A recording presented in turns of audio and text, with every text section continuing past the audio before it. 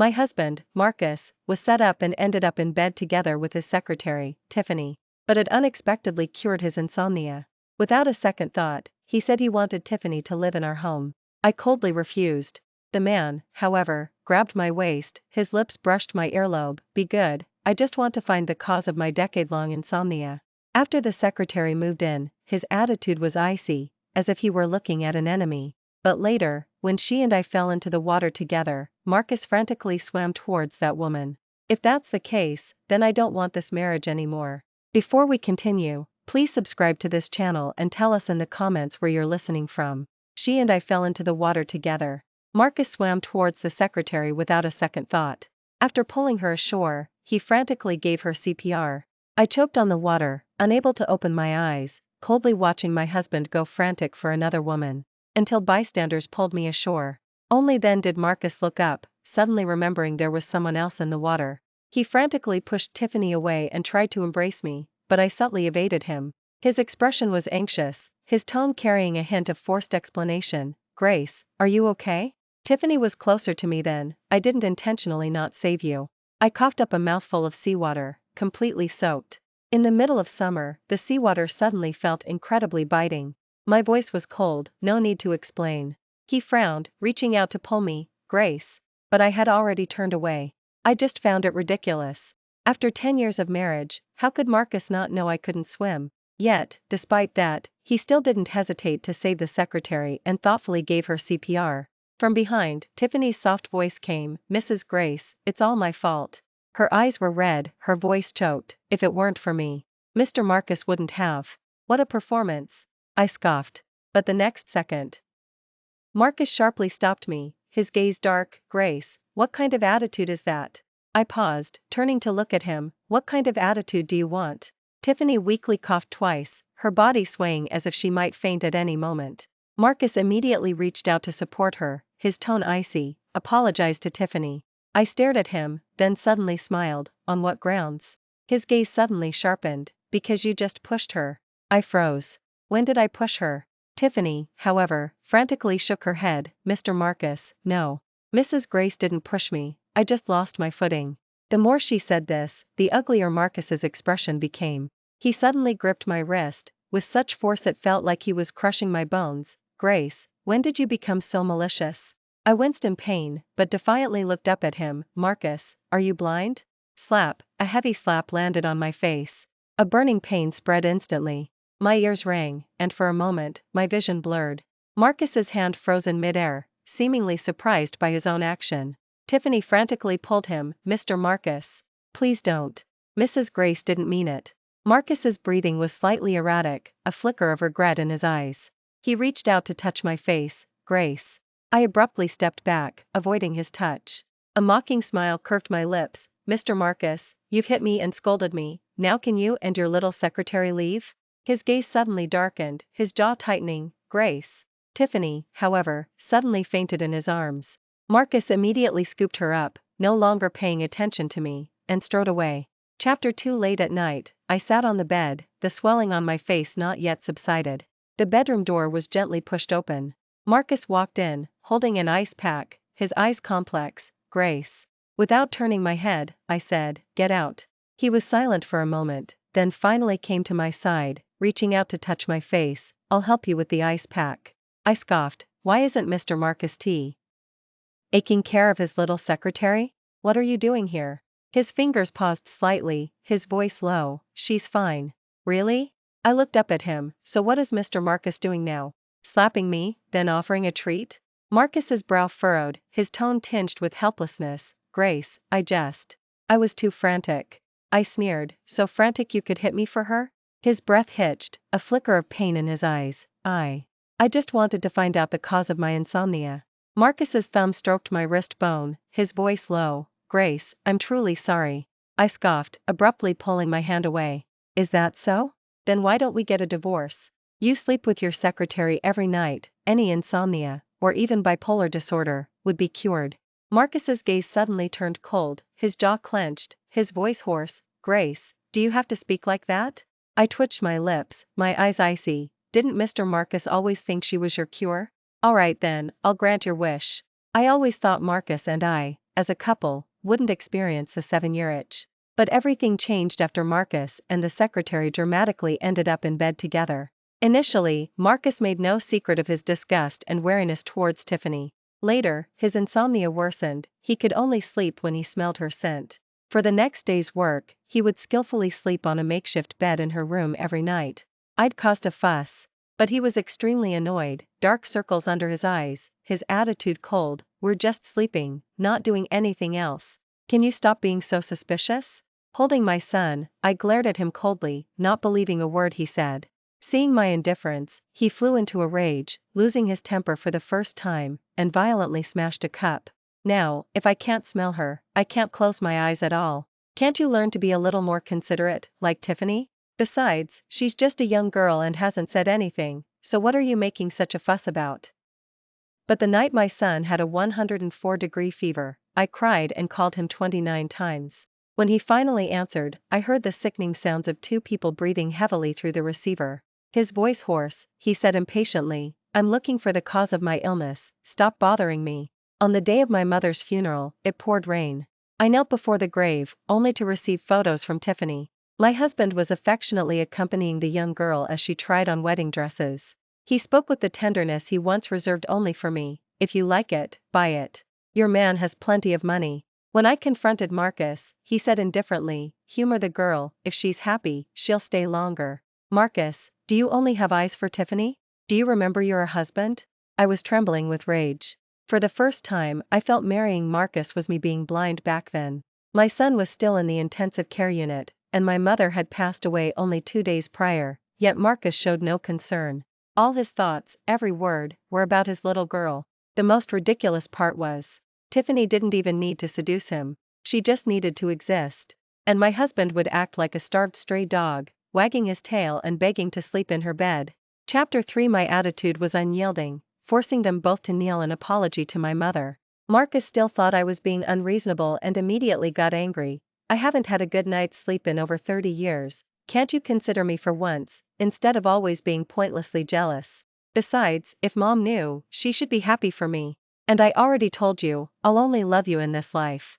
Our son is 5 years old, what else are you worried about? But he didn't know. It was precisely because our son was 5 that I hadn't brought up divorce. My thoughts were interrupted by the phone ringing. Looking at my son's innocent and adorable face on the phone screen, I took a deep breath before daring to answer the call. Leo's voice was childish and sweet, his eyes curved like crescent moons as he smiled. Mommy, when are you and Daddy coming back? I don't want to live at Grandma's anymore. Grandma always says bad things about you. Leo pouted, his watery eyes wide. Leo is unhappy. Baby, why have you gotten so thin? Why do you look so pale? I traced my son's features, my heart aching as I frowned. Leo had always had asthma. He had just had a minor surgery a few days ago, which was why I hadn't dared to take him overseas with me. Otherwise, he should have met his uncle, the lunatic who started a business overseas right after graduation. Did Eleanor not give you food? Leo suddenly fell silent. What more was there for me not to understand? That wicked old woman, how dare she not feed my son? The seed money for Vance was originally mine, but I kept it a secret from everyone because I was concerned about his image. But now, Leo was my bottom line. Anyone who dared to bully my son, I would make them pay. However Enterprises was built, I could make it crumble just as easily. Grace, was that our son calling? Marcus brought over a plate of fruit, good-naturedly massaging my shoulder. Your husband sliced these himself, my dear wife. Would you honor me by having some? He put his arm around me, bringing an orange segment to my mouth. Leo, do you miss Daddy? His expression was gentle, seemingly truly a good husband and father. If I weren't allergic to oranges. Leo pursed his lips, then hesitantly nodded his little head. Leo misses Mommy more. Daddy, are you going to divorce Mommy? Leo furrowed his tiny brow, his expression a little confused. How could you forget that Mommy doesn't eat oranges? Marcus's wrist paused, and he smiled apologetically. Daddy was too tired today and cut the wrong fruit. How about Daddy gets punished by not sleeping tonight? Leo was still a bit unhappy. His little face was wrinkled, and my heart ached for him. I pushed the fruit plate out. Why, I smiled and told my son, Leo, go to sleep early, Mommy will be home tomorrow morning. Really, Mommy? Leo really misses you, don't lie to Leo. Mommy, Leo will take his medicine obediently, then he'll see Mommy tomorrow, right? Leo leaned closer to the camera, so well behaved that I yearned to hug him right then. Mommy promises. After hanging up, I started packing my bags. Marcus watched me, silent for a long time. He abruptly put out his cigarette, his eyes full of disapproval. Grace, do you insist on going back now? Just because I saved Tiffany first, you're going to ruin this collaboration? I looked at his bloodshot eyes.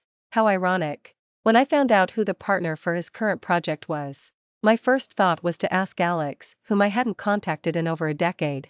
Chapter 4. Although we weren't blood siblings, he should show me some consideration for the sake of my parents. I had even figured out how to persuade Alex to make concessions on the terms. Marcus was overjoyed when he found out, and we slept together more often.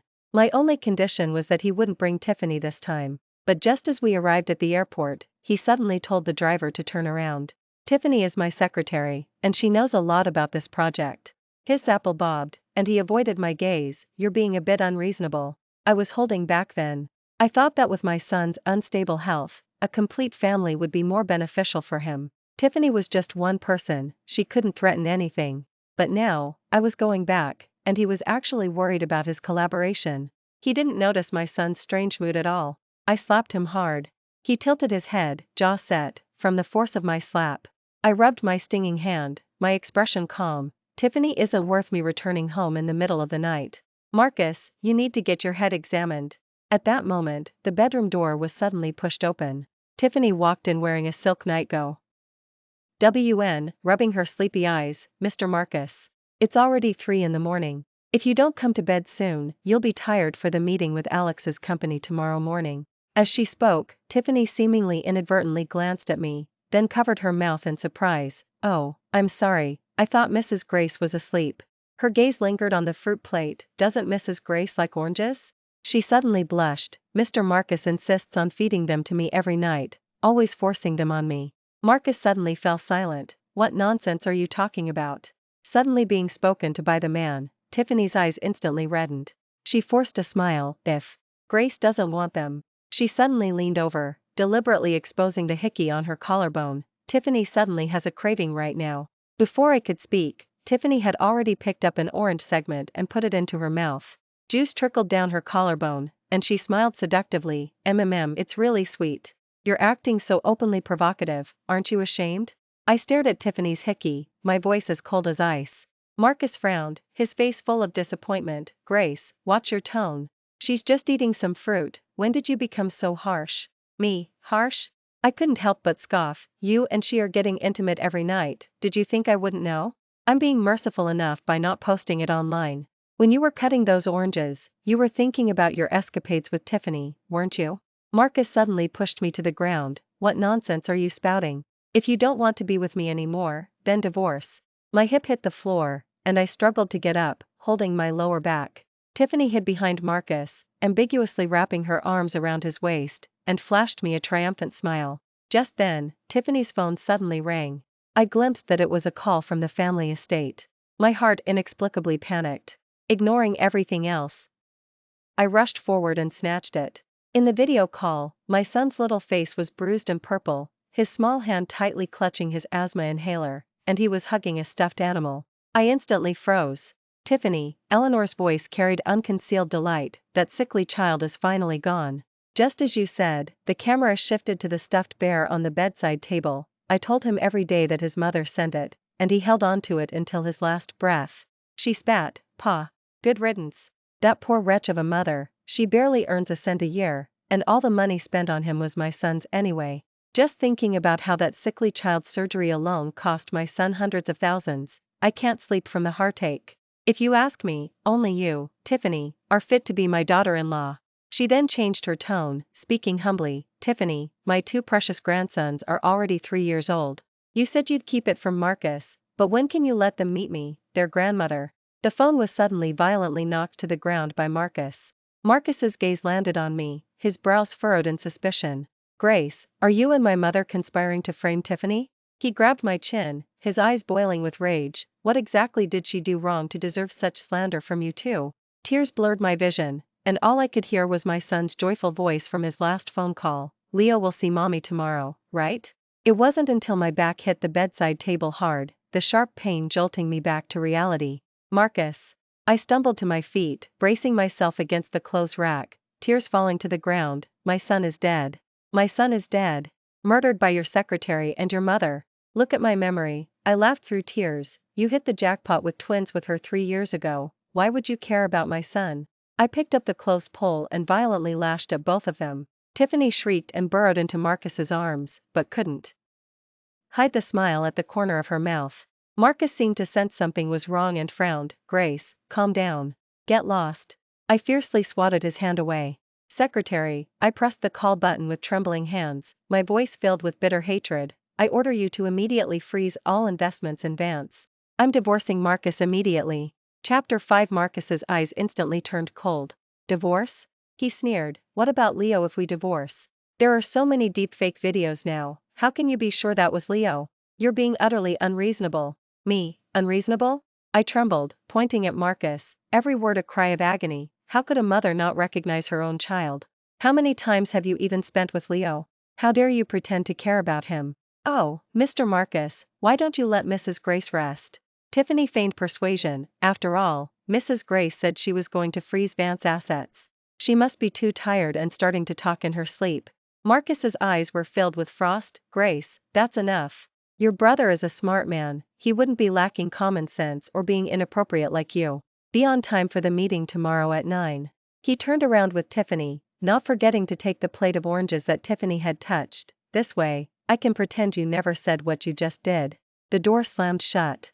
I collapsed to the floor, wiping away a tear. Then suddenly, I chuckled softly. Yes, I stepped back too soon. So early that these people forgot. Who short-sold 3 listed companies in one day during Crestwood's financial storm years ago? Who was fueling the fire behind the business empire Marcus was so proud of? So for me, Grace, taking down a company is truly not a difficult task. On what grounds could they kill my son and still be getting intimate in bed without a care? On what grounds could Tiffany, that murderer, get away with it? The noises from the next room grew louder. Tiffany's affected Moa. NS mixed with Marcus's low breaths, making me nauseous. I calmly dialed Alex's number. Grace? Alex's lazy voice came from the other end of the line, and he chuckled softly. I remember, I'll go easy on Marcus tomorrow. No, my nails dug into my palm. I said calmly, terminate all collaborations with Vance. I'm divorcing that scoundrel, Marcus. The other end of the line suddenly fell silent, only the faint sound of a cigar burning remained. After a while, Alex chuckled softly. Couldn't we just crash it entirely? I'm quite capable. You can come straight to me with any grievances you have. My bloodshot eyes were reflected on the phone screen. Thinking of Leo's tragic state, I closed my eyes in self-reproach. I'll do it myself. The call ended, and the sounds from next door stopped. My phone vibrated. Marcus called me, his voice hoarse from what had just happened. Grace. His voice lingered on the end of my name, the same sexy tone he used to humor me. Tomorrow's collaboration with Alex's company is a big turning point for Vance. Make sure you're there on time. In the background, Tiffany's soft, alluring voice cooed, "Come here, Mr. Marcus, or I won't show you pictures of our babies." Marcus chuckled softly, lowering his voice affectionately. My little girl is still a little jealous one. Then came the wet sounds of kissing. He paused for 2 seconds, then deliberately softened his tone. Don't be angry anymore, okay? Receiving no response, Marcus's breathing grew heavier, and he said perfunctorily, a bit tired. Love you, good night. Mr. Marcus, come quick and see if the 2 little ones look more like daddy or mommy. Tiffany pouted playfully. The call was hastily disconnected. I gripped my phone tightly, feeling utterly ridiculous. After I gave birth to Leo, he would cry from hunger in the middle of the night. That was the year Marcus's insomnia was at its worst. His temper was erratic. He had violently kicked Leo's tiny body. Such a small infant. Chapped. R6 He was admitted to the intensive care unit right after birth. If it weren't for his affair with Tiffany, I would never have known he possessed such a loving side towards children. I would never have known he could sleep so soundly beside another woman. If that's the case, he shouldn't blame me for being ruthless. Secretary worked quickly. I took a red-eye flight back home, and at the same time, I sent Marcus the divorce papers. The next morning, Tiffany sent a set of photos. Marcus, in his pajamas, knelt by the bed, carefully putting socks on the twins, his eyes so tender they seemed to well up with love. I had never received such a focused expression. Mr. Marcus found out he has twin sons, and he even sent a private jet to pick up the babies overnight. she said in a voice message, her sickly sweet voice full of triumph. When he saw there were no photos of them in the album, that grown man's eyes turned red with anxiety, insisting I fill in every single photo from the past 3 years, saying he wanted to create a special album to record them. Compared to that, it's perfectly normal for your sickly child to not receive paternal love. Perhaps if he died, he might get a taste of it in his next life. Tiffany giggled. Oh, and Mr. Marcus said he wants to get a vasectomy for me. He said childbirth is too painful, and he can't bear for me to suffer again. My heart throbbed uncontrollably with dull pain, thinking of how sensible Leo was. How ridiculous. Marcus never liked to use protection. When he first started his business, I had 3 abortions for Marcus. The most serious time, I had a massive hemorrhage, and the doctor said I might never be able to have children again. He was on the phone at the time, his voice cold as he offered comfort. It's nothing, just an embryo. It doesn't matter if it's there or not, I still love you. And now, he was actually going to get a vasectomy for another woman. I expressionlessly scrolled through the photos, my gaze landed on a goofy close-up picture of Marcus and her. I felt a wave of dizziness. In our 10 years of marriage, I had also been young and lively. I also liked these silly little things and found them novel. Every time, he would coldly refuse, saying I had no taste. Turns out, he could take such photos with other people. On my phone, Tiffany's endless boasting continued. Oh, and Mr. Marcus called me his wife this morning. You know, Mr. Marcus has insomnia, and he can only sleep when he's holding me. He even said we're a match made in heaven. I hope Mrs. Grace will be sensible and leave Mr. Marcus soon. After all, I'm not like you, just following Mr. Marcus for a few measly bucks. I truly love him, otherwise, why would I raise 2 children on my own? It's all because I didn't want to bother him. A video followed immediately. Marcus was patiently coaxing the 2 twins to eat breakfast, his eyes full of affection. Daddy will take you to Disneyland once he signs the contract. From now on, our family of 4 will be complete. Tiffany giggled. When your son was alive, Mr. Marcus never took him out to play, did he? I saved each of the photos she sent and packaged them along with the chat logs for my personal lawyer. At the same time, Secretary sent a message. I have confined Eleanor to a mental hospital and instructed them to give her special care. Please see, when do you want to close in on those 2 overseas? After replying to the message, I put away my phone and looked again at my son's bruised and purple face. Alex's eyes were red, his trembling hand wanting to touch but not daring to. My little nephew. His voice was hoarse and broken. Uncle didn't know what toys you liked, so I bought them all for you. Wake up and see if you like them? Alex, who was infamous overseas, now looked as helpless as a child. He carefully placed the toys into Leo's cold hands, sobbing uncontrollably. I gently kissed Leo's forehead, my voice cold. It's getting cold. It's time for Vance to have a new CEO. In the evening, I sat on the top floor of Vance. Marcus's calls flashed frantically on my phone. I expressionlessly rejected them and then blocked all his contact information. I turned around and opened my laptop. The screen had displayed it hours ago. Chapter 7 Grace, 100% controlling interest. Soon after, the CEO's office door was kicked open. Marcus's eyes were bloodshot, with Tiffany trailing behind him. What exactly do you mean? Did I tell you to come back to the country? Why did Alex's company suddenly terminate all collaboration with Vance? His eyes bloodshot, he slammed the signed divorce papers onto the table. Grace, did you sleep with Alex for him to help you like this? If that's the case, don't you dare regret it. I put away the divorce papers, chuckling softly. Of course not. I clapped my hands, and Alex entered with 4 bodyguards. Marcus and Tiffany were immediately pinned to the ground. This is my company. Who told you to do this? Veins bulged on his forehead, his well-structured face flushed with anger. Didn't you know? Vance has changed hands, I said, looking at him coldly. I'm in charge now. What's more, I'm not as filthy as you, I sneered, raising my foot and kicking him hard in the stomach. Didn't anyone tell you before we got married? I'm the sole daughter of the Pay family. Those few shares of Vance, I casually slapped the Vance eviction notice onto his face, were just pocket money to amuse you. I pity you. I picked up the boiling water and, without mercy, poured it over his head. I've been feeding you resources from behind the scenes all this time. Thinking back now, I was truly a fool. Amidst the rising steam, I scoffed. Your mother is also quite the actress. If she hadn't put on such a benevolent act, how could I have left Leo at the family estate, indirectly causing his death? He froze, the color draining from his scalded face. What are you talking about? Marcus staggered. backward, no, this is impossible. How could Leo be dead? My mother was taking such good care of him. I turned the laptop towards him. On the screen, Eleanor's face was plastered with a fake smile as she stuffed a pile of stuffed animals into Leo's arms. Good grandson, your mommy specifically sent these back from overseas for you. Remember, Eleanor raised her index finger to her lips, a malicious smile appearing. Don't tell your mommy. It's rare for her and your daddy to go on a business trip, so children should be sensible. Late at night, Leo painfully scratched at his throat, while Eleanor stood by the bed, watching with cold indifference. She even pulled out her phone, recorded a video, and sent it to Tiffany, smiling triumphantly. Looks like it's working, Tiffany. When can I see my two good grandsons? Surprised? I pressed pause, and the screen froze on Eleanor's triumphant smiling face. Leo has severe asthma. Even his preschool teachers know he can't touch stuffed animals. What else is this if not deliberate murder by your mother and Tiffany? Marcus staggered backward, shaking his head in agony. No, this is impossible. My mother adored Leo. She had no reason to do this. Tiffany is so timid she wouldn't even step on an ant. She's definitely not that kind of person. Too bad. I pulled out a thick stack of documents and flung them all at Marcus's face. From the moment Tiffany moved into our home until last night, all the evidence of her conspiracy with Eleanor is right here. Police sirens pierced the night sky, growing louder as they approached. Tiffany's face turned ashen, and she lunged, grabbing Marcus's ankle. Mr. Marcus, these are all faked. Believe me. Our babies are waiting for us to go back.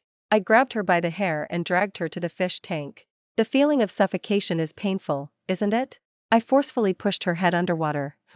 Tell me. Tiffany struggled wildly, bubbles gurgling to the surface. I pulled her EAD up, then forcefully pushed it back down again. You can't even stand 21 seconds? Leo struggled for 8 minutes. 8 minutes. Marcus tried to step forward, but the bodyguards held him down firmly. Tiffany finally broke down, sobbing, enough. I confess. I admit everything. Chapter 8. Marcus's face suddenly changed, and he lunged forward like a madman. Where's my mother? Where did you take Eleanor? Alex kicked him to the ground. I disgustedly wiped the spot where he had touched me, frowning. Why the rush? Eleanor is enjoying VIP treatment at the mental hospital. I said indifferently. As for those two children, they've been sent to the foster care system. After all, their parents are going to prison. I really can't think of a better place for them. Marcus's pupils constricted. He fell to his knees, his face ashen, his eyes still holding a ridiculous bewilderment. Grace. What did I do wrong? I just wanted to find the cause of my insomnia, and keeping Tiffany by my side was just so I could get a good night's sleep. These are human needs. What did I do wrong? Your insomnia? I slapped him hard across the face, my nails digging into his skin. Then what did my Leo do wrong? My voice suddenly rose. 5 years old. He was only 5. While you were researching the cause of your illness on Tiffany, Leo was crying alone under his blanket, asking me why other kids at preschool had their dads pick them up, but he didn't. Years ago, when your business failed and you drank yourself into a stupor, I followed behind you, investing in you and pulling countless all-nighters. When your insomnia made you irritable, did you ever consider that I suffered from postpartum depression and also couldn't sleep night after night, yet I still had to get up and make you breakfast? But did you ever care? Not even once? The air was thick with tension. Marcus trembled all over, desperately trying to grab the hem of my clothes. I abruptly shook him off. Meeting his gaze, I slowly curved my lips into a smile. By the way, I found the cause of your insomnia for you. I pulled out a yellowed case file from my briefcase and slapped it in front of him. 12 years ago, the family of the elderly person you killed while drunk driving has reopened the case. Marcus's face was full of disbelief, the color draining from his handsome features. He tremblingly glanced at the case file, backing away repeatedly, horrified by the victim's photo. Between the old man's brows and eyes, there was actually some resemblance to Tiffany. No wonder all these years you could only sleep by smelling her scent. Turns out it was atonement, I sneered. When the police rushed in, Mr. Marcus, once so high and mighty, was like a beaten dog. Watching him struggle desperately, I remained unmoved. Tiffany was sentenced to death for intentional murder. Marcus should have received the same sentence, but at the last moment, because the victim's granddaughter, Tiffany, cried and begged her family to withdraw the lawsuit, his sentence was commuted to life sentence with parole eligibility. Later, in prison, Marcus insisted on seeing me. I went to see him once. That day was the 1-week anniversary of Leo's death. He looked considerably gaunt, I could barely recognize him. Marcus's voice was hoarse. Grace, there was really nothing between Tiffany and me. I just couldn't sleep. Grace, you're the one I've always loved. His eyes were bloodshot, his expression pained. I loved Leo too, I just wasn't good at expressing it. I don't ask for your forgiveness, rest assured, I'll stay far away from you both in my next life. Marcus, I didn't come here to hear your confession, I said calmly, but seeing you suffer like this, I'm unusually happy. Walking out of the prison visiting room, Alex was leaning against the car door, waiting for me. The twilight cast a soft glow on his sharp profile. He seemed to have lost the aggression he had after I rejected him years ago. Seeing me emerge, he casually put out his cigarette. Grace. He took my bag, his thumb subtly brushing my wrist bone. Let's go home. Thank you for watching today's story. If you enjoyed this video, please like it and share it with your friends. We look forward to hearing your thoughts in the comments. Feel free to share your perspectives, and don't forget to subscribe to our channel for more exciting stories. See you next time.